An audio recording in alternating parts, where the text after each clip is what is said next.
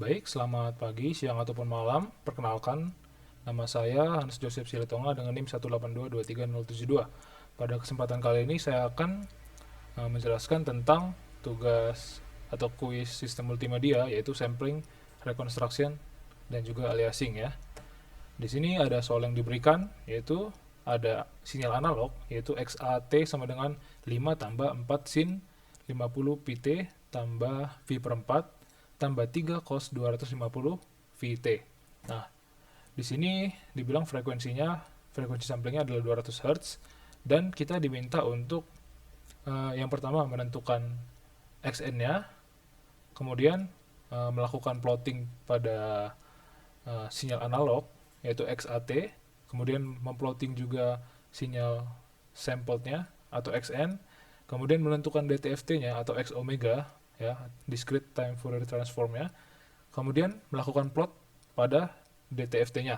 Nah, kita mulai dari yang pertama terlebih dahulu ya, menentukan sinyal discrete. Nah, jadi sinyal analog yang diberikan tadi kan XAT-nya sama dengan seperti pada soal tadi ya. Nah, nih. Jadi, pertama-tama kita cari dulu periodenya, yaitu T. Itu didapat dengan 1/f atau 1/200. Jadi dapat 0,005 detik. Nah, jadi T-nya atau waktunya itu kan tadi kita masukkan saja N kali periode. Jadi T-nya atau waktunya adalah 0,005 N. Nah, kita melakukan substitusi dari T yang sudah dapat ini 0,005 N ini ke dalam persamaan yang awal. Jadi tinggal kita masukkan saja menjadi 5 tambah 4 sin 50 pi kali, nah ini 0,05 N didapat dari sini ya, tambah V per 4 tambah 3 cos 250 pi kali 0,005 N. Nah, kita sederhanakan menjadi seperti ini ya. Xn sama dengan 5 tambah 4 sin V per 4 N tambah V per 4 tambah 3 cos 5 per 4 Vn. Nah, itu untuk sinyal discrete-nya.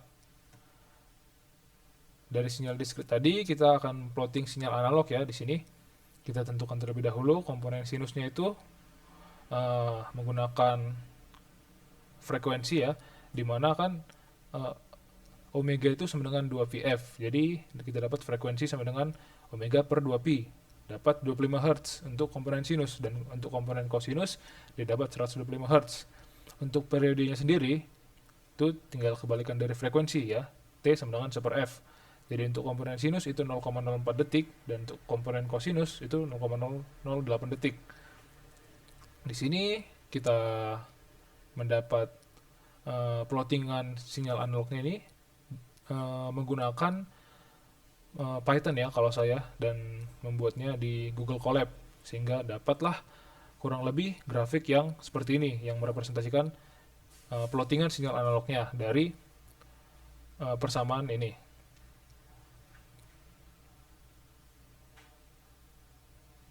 Oke, sekarang kita melakukan plottingan untuk sinyal discrete. Yang pertama harus kita tentukan terlebih dahulu.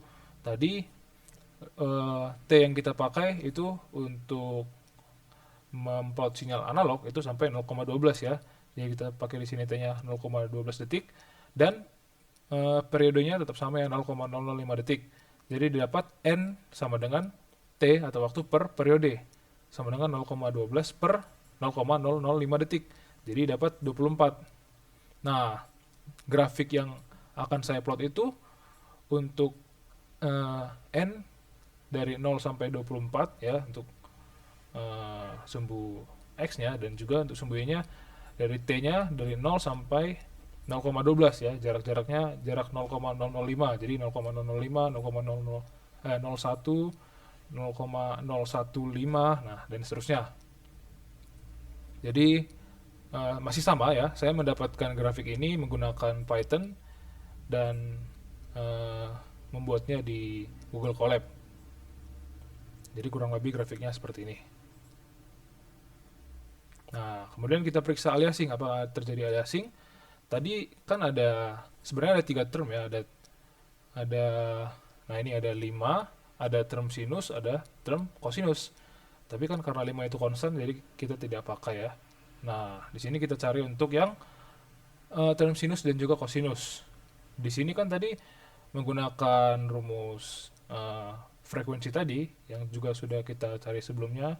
Nah, di sini ya, F sama dengan omega per 2 pi ya. Jadi didapat untuk frekuensi F1 itu 25 Hz, dan untuk frekuensi F2 atau pada term kosinus itu didapat frekuensinya adalah 125 Hz. Ya, di sini frekuensi sampling yang diberikan kan tadi ada 200 Hz. Nah, kalau menurut teorema Nyquist-Shannon itu frekuensi sampling itu harus lebih dari sama dengan 2 kali frekuensi maksimum agar tidak terjadi yang namanya aliasing. Nah, sementara kalau kita cari di sini, tadi kan frekuensi maksimalnya berarti 125 Hz ya. Kalau dikali 2 yaitu 250 Hz. Nah, ini sudah lebih besar dari 200 Hz atau daripada frekuensi sampling. Jadi, karena lebih besar, maka akan terjadi aliasing untuk komponen frekuensi yang lebih tinggi dari Fs per 2 atau frekuensi sampling per 2. Oke, kemudian kita menentukan DTFT-nya ya. Dari langkah sebelumnya kan sudah dapat sinyal diskrit Xn 5 tambah 4 sin Pi per 4 N tambah Pi per 4 tambah 3 cos 5 per 4 Vn. Nah, di sini kita harus ketahui ya, DTFT dari sinyal diskrit itu kan didefinisikan sebagai persamaan ini.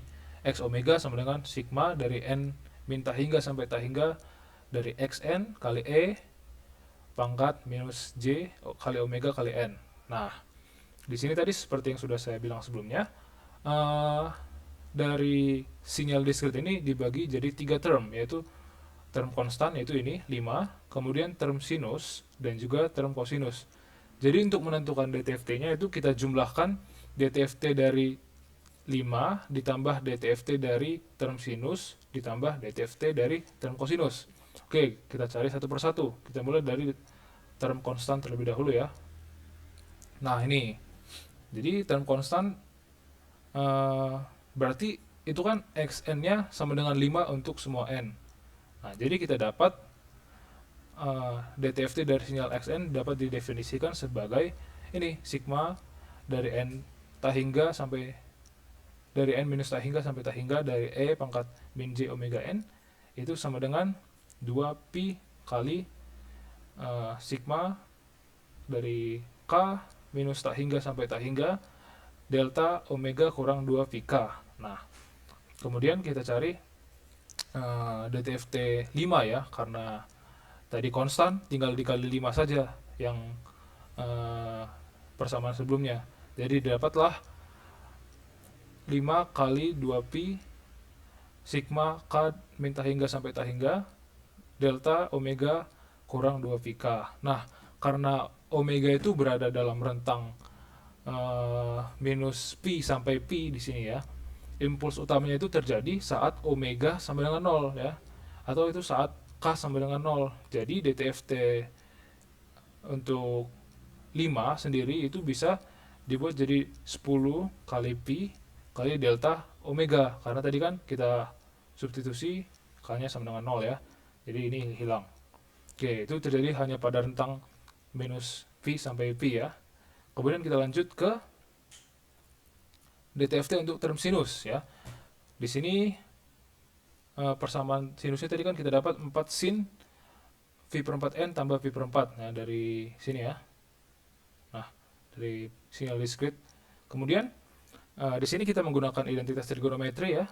Identitas sinus di mana sin theta sama dengan E pangkat J theta kurang E pangkat minus J theta per 2J. Kita masukkan untuk mendapatkan persamaan eksponensial kompleks di sini ya, bisa terlihat. Jadi kita masukkan tetanya jadi V per 4N tambah V per 4. Jadi dapatlah ini persamaannya.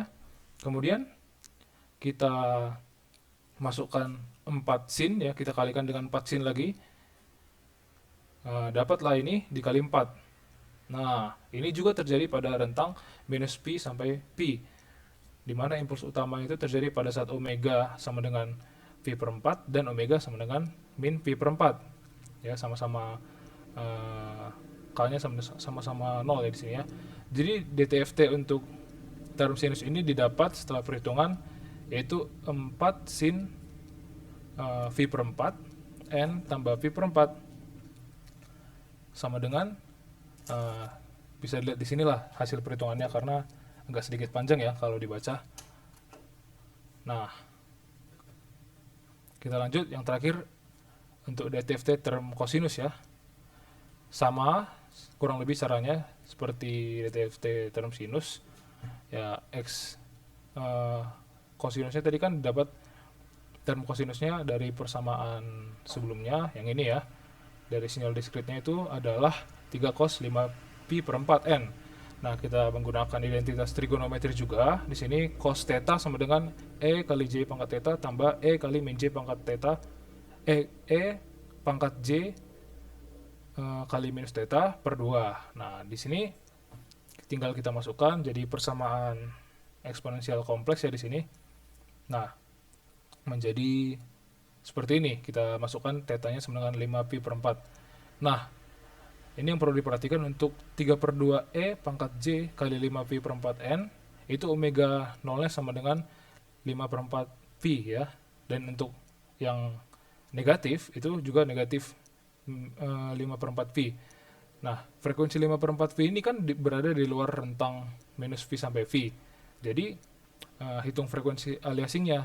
Jadi di sini kita dapat 3 per 4 V dan minus 3 per 4 V. Jadi kita masukkan ke persamaan DTFT-nya itu yang 3 per 4 V.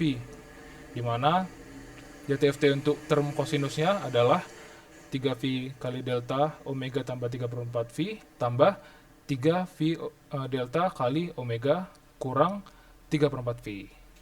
Nah, untuk grafiknya bisa dilihat seperti ini ya. Tadi total DTFT-nya adalah gabungan dari ketiga term tadi ya. Term konstan ditambah term sinus tambah term kosinus. Dapat seperti ini. Dijumlahkan saja, inilah DTFT totalnya. Nah, untuk DTFT plotnya juga ini kurang lebih seperti ini ya. Saya menggunakan Python untuk menggambar grafiknya di Google Colab, sama seperti grafik-grafik sebelumnya. Jadi kurang lebih akan berbentuk seperti ini untuk grafik plottingan DTFT-nya. Oke, mungkin sekian presentasi dari saya. Mohon maaf bila ada kesalahan. Terima kasih.